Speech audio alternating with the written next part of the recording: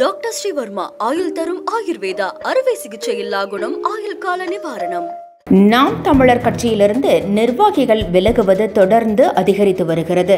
கடந்த சில நாட்களுக்கு முன்பு ஒட்டுமொத்தமாக நாம் தமிழர் தம்பிகள் திமுகவில் ஐக்கியமாகினர்.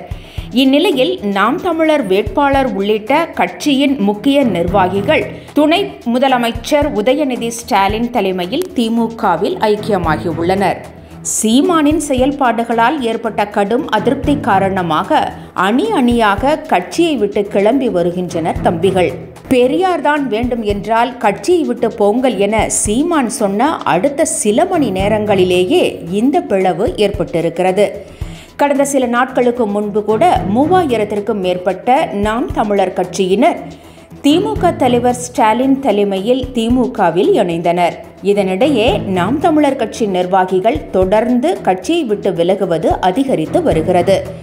இதற்கு முன்பு தந்தை பெரியார் குறித்து சீமான் பேசியதற்கு தமிழகம் முழுவதும் இன்று வரை கடும் கண்டனங்கள் எழுந்து வருகிறது. மேலும் பிரபாகரன் மற்றும் விடுதலை புலிகள் தொடர்பாகவும் சீமான் மீதான விமர்சனங்கள் அதிகரித்து வருவது அவருக்கு சிக்கலை ஏற்படுத்தியிருக்கிறது. இந்நிலையில் நேற்று செய்தியாளர்களிடம் பேசிய நாம் தமிழர் கட்சி ஒருங்கிணைப்பாளர் சீமான் பெரியார்தான் வேண்டும் என்றால் கட்சியை விட்டு போங்கள் என பேசியிருந்தார்.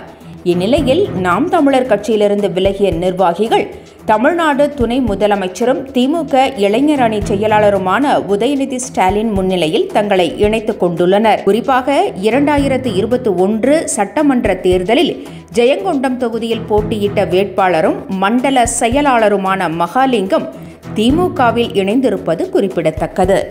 டாக்டர் ஸ்ரீவர்மா ஆயுள் தரும் ஆயுர்வேதா அறுவை சிகிச்சை இல்லா குணம் ஆயுள் கால நிவாரணம்.